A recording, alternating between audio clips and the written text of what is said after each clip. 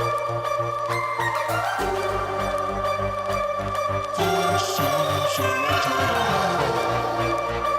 guys, welcome back to my channel. My name is Brittany, and so today I have filmed this Valentine's look for you all. It's definitely bold, it's definitely dramatic, and if you feel like you want to amp it up on Valentine's Day, go ahead and recreate this look. You can amp it up, mute it, whatever you want to do, go ahead. Don't forget to tag me in anything that you recreated. I'll list my name, Burberry Brit, and you can tag me on Instagram, and I would love to see how you guys recreated this look. I know there's a lot of pink shadows going on because it's Valentine's Day, but still, I decided to put my own little twist to it. So if you guys would like to see how I created this look, please continue watching. Don't forget to like, comment, and subscribe, and I'll see you guys on my next video. And happy Valentine's Day in advance. So right now I'm blending out my highlight. I decided to skip foundation and just jump right into the nitty and gritty. So I'll be setting that with Ben Nye's banana powder, making sure to get the areas where I highlighted. Don't be stingy with this powder, just make sure that you apply it and dust it off as soon as you finish setting the areas that were highlighted.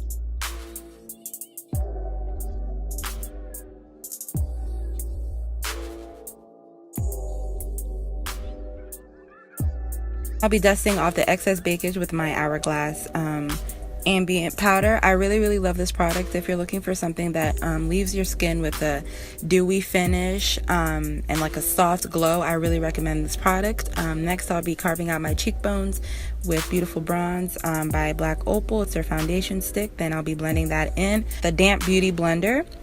Also getting the forehead, just blending that in. And then next I'll be setting that with my MAC Mineralized Skin Finish in Dark Deep using circular motions, and this is a Sephora brush in the number 65, I believe. I really love this brush. It's perfect and it gets into the groove. And I'll be setting my face with Fix Plus. And next I'll be going in with the Glow Kit using Moonstone and Summer for that glow. And I forgot how good this palette was. It's really good. I really got the glow that I was looking for here.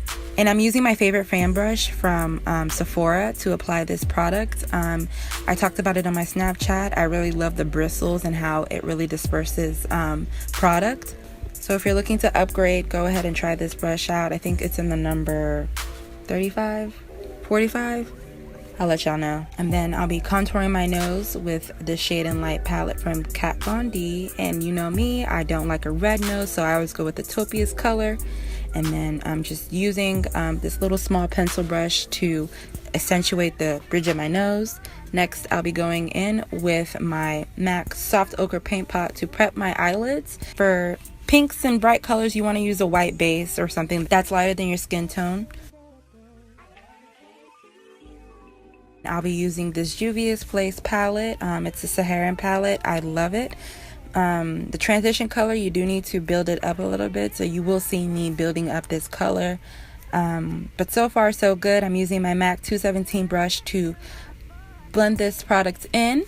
And with bright colors, you just want to make sure that your transition shade is like blended really well so that the rest of the colors don't look crazy. So take your time and just blend using windshield wiper motions and making sure to first apply the color on the outer edge, on like the outer portion of my crease, and then bring it into the inner part of my eye for that soft diffused look.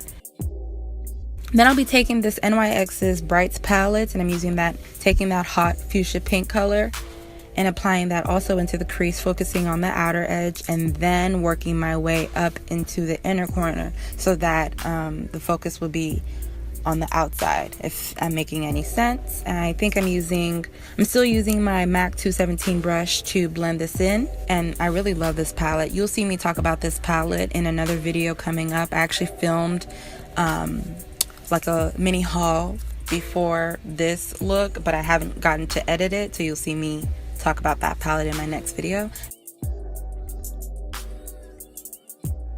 Then I'll be using Sokoto from the palette, and I'm using my Morphe brush M505, focusing that on the outer V portion of my eyelids. I'll be building this color up. and we really just want to make sure that that outer V portion is just like really bright. Using the Sigma E35 or E45 brush for the inner eye because I'm creating like a spotlight look or the sandwich effect. And then you also want to bring that same color into the crease and to the outer V area, and make sure that you leave the middle space open. So next I'll be using MAC Pseudo-Fix Concealer in the shade NC35.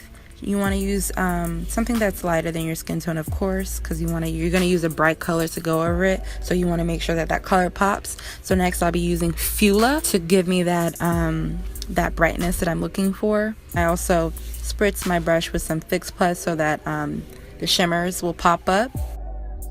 And at this point I was struggling to find any pink eyeshadow, so I used my NYX blush to also add to that spotlight effect in the center of the eye. And I'll be using ColourPop Amaze to top everything up.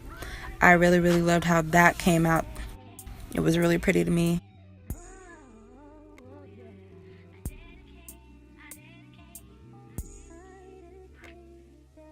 Then I'll be going in with Makeup Geek's Cocoa Bear to now define my crease and give my crease a little bit more definition, because it's looking a little bit flat.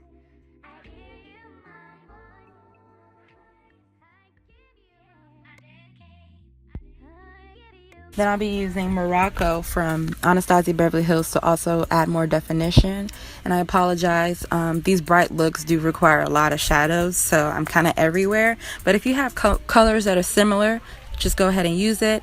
I'm also using Sokoto back again for the outer V portion because I feel like I lost some of that vividness. So I'll be also applying it into the inner corner as well as the outer corner and blending that in through the crease. Adding a little bit more Amaze from ColourPop. Now, eyeshadow application is basically done. I'm going to be buffing out all the shadows, especially the edge of the shadows, so that it can have a soft, diffused look with a clean brush, of course. Next, I'll be using my Beauty Blender to clean up the edge of my eyeshadow application so it could be a little bit more sharper. And that's a tip. I just figured that out. It's actually pretty cool. So next I'll be using NYX's matte liner to create like a wing, nothing too dramatic, but something prominent. And then I'll be using Katsina Sokoto, the pink bright eyeshadow from NYX, and also Morocco for the lower lash. Basically all the same colors that I used for my transition will be going into my lower lids. So I'll just be blending and buffing that away.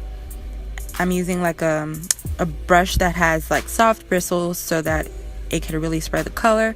And then I'm using this tighter brush from Morphe to really get underneath the lashes, the lower lashes. And then also blending that out with that e.l.f. brush. And now I'm using the lid color that I used on the lower lid. I can't remember the name of it, but if you're following along, you will.